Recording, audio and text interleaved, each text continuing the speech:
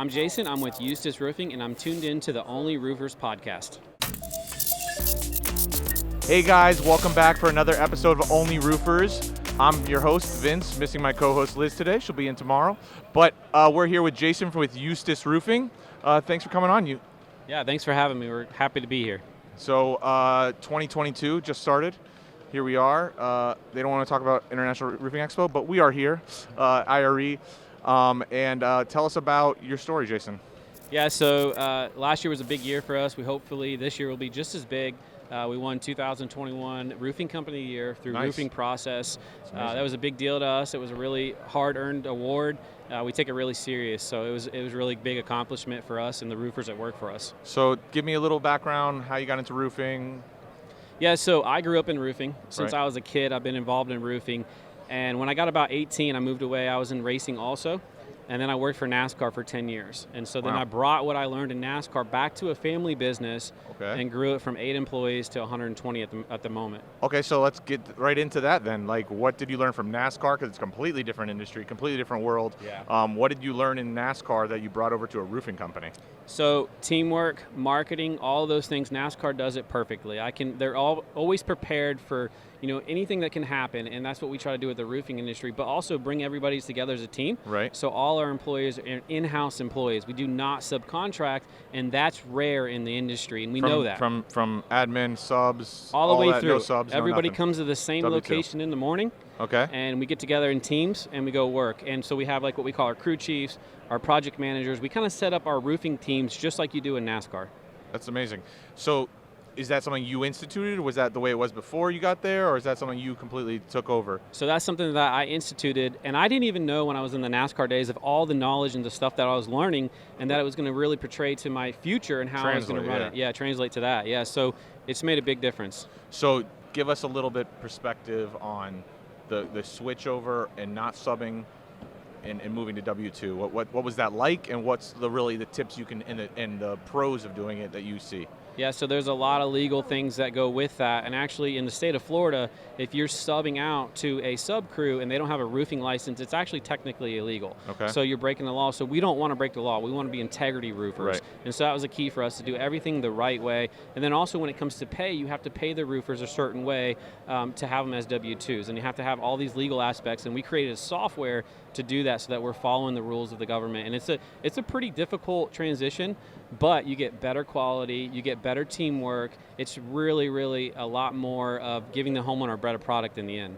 Okay, and just the bare bones financials of it, I guess in the end it really adds up better anyway, because you're just taking a little bit more risk. You're putting yourself on the line. You got to pay payroll every week and month or whatever, So I guess you're putting yourself out there. But if you can, get the sales and get the moving. Yeah, so we are taking a lot more risk, but we felt like we should take the risk instead of the roofers and instead of the homeowners. And I think that's really big because the roofers know that we have their best interest at hand because we're taking the risk. We don't want them to take that. And a lot of times you see these guys walk onto jobs that really aren't covered, and we don't want that on our job sites. We don't want the customer to pay for that or the roofer. Is that something you use in sales? Meaning like we're all employed at the company and so on? Is that? Yeah, absolutely. That's something that we preach. We run YouTube videos on it that we're all in-house. Obviously your competition is going to get in there and start saying the same things. You have a 1099 sales guy telling homeowners how they don't subcontract. So it's crazy, the industry, but we are legit no subcontracting 100% because we want these guys to feel like a team, and we can't do that in subcontracting. Gotcha. Okay. So got a little bit onto the W2 talk with moving over from NASCAR, and that's something you learned bringing everything in-house. What about the marketing side of NASCAR? Because they're a giant, they're a monster. What did you learn in marketing that we can teach some guys on the other side of this camera about from NASCAR into the roofing industry? Yeah, so marketing. So, whenever you're advertising, like for the team, everybody has all the logos. We provide shirts, hats, shoes, everything to make them part of a team. And NASCAR's big on that. How do you attract good talent? Is you make yourself a team and you have a goal. So we have goals that we want to achieve as teams, but the marketing aspect, like a lot of times on a NASCAR, like they'll actually design a car so you don't see the features that maybe they're trying to get through tech. You know what I mean? Like they're really, really pinpointing things like that. But they're representing the sponsor all the time, and that's one of the things that we're doing is we're creating a team where we're drawing great employees in so that we can advertise our brand with great people. So you really push brand and team over individual roofing salesmen, and I find that I found doing the show, doing these the expos and all these conferences, the sales guys are on the team, but they kind of separate themselves at the same time, right? Yeah. Like they kind of like, yeah, I work for this guy, for this company, but I'm kind of always a free agent. Yeah, so not in ours. Ours are all in-house, and a lot of them actually have worked on the roof at one point or another. So they actually know roofing, all the way to how to put the shingles on, the underlayment, stuff like that. So they really know what they're selling. Right. And then we pull them, and they're a part of the team. And so they're in the mornings. They got to be there in the mornings with us.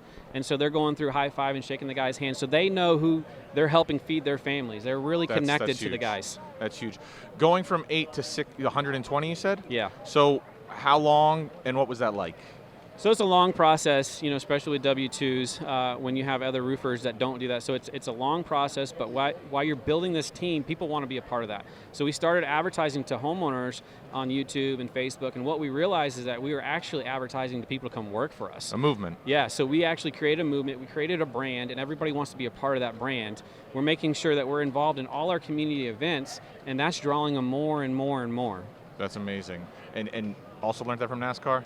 Mm-hmm. Yeah. So in NASCAR, they're always looking for talented individuals. Right. So the way I look at it is we're looking for the Michael Jordans of roofing. How can we get them to come work for us? So it's the same kind of aspect that NASCAR is doing. I feel like in NASCAR, drivers are not so much the brand, they're slap whoever they want on their chest, right? So it's kind of like they're the free agent, and then the whole structure, past driver, is a team and so on. Is that true? They're connected. There's a good connection there, but the driver represents the sponsor a lot more days, and the sponsor goes with the driver. Right. But really, it takes a team to win, and that's where it comes in together. And that's what we're doing is we're building a team so that we can win. And winning, what we mean by winning is that the homeowner wins in the end, and the employees win, not just us as a company. We all win together. So we're real early in the first quarter of 2022. What's one thing that you can see as a pretty sizable roofing company in a pretty good market? What do you see as a marketing tip, trick that we can really start to use for 2022 as the market kind of changes every year? I mean, I think right now branding is super important. I think that the industry is changing a lot. You're seeing a lot more companies working on branding. I actually rebranded maybe 5 years ago, switched everything, and noticed just a huge difference. It was a really big decision, but I knew the logos and the stuff that we have just wasn't enough. Fresh, and we rewrapped everything. And it's a huge impact. You can work your heart out, but if you don't have a good brand, you're not going to really get the payoff. And you said it was a family business? Yep, family business. Yeah, so my father's involved, my mother's involved, I have an uncle. We have a ton of people that work for us, like fathers and sons. There's a whole aspect of family involved with us. So you took over from your father? Yep. How was that change? It was good. I mean, I think your father was okay with it? It took a little bit. Right. I think I had to persuade him, hey, that we can do this. A lot of old-time roofers don't believe in branding. They don't believe in technology. And I kind of brought that into the industry. So if you're out there and you have somebody new, fresh, young working for you that's saying, hey, we need a CRM, we need this stuff, you might want to listen to them because it made a huge difference in our business. We started that transformation about 10 years ago. 10 years ago, gotcha. All right, well, one thing we just want to leave off again, 2022 just started.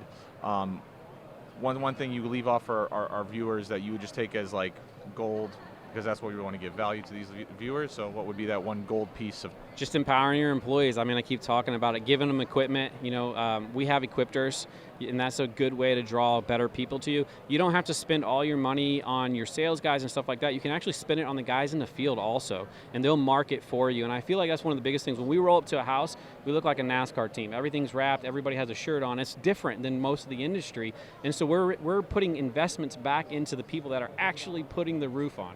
That's amazing. Well, I really appreciate Jason for coming on. Yep. Thank you, and see you guys next time on the Only Roofers podcast.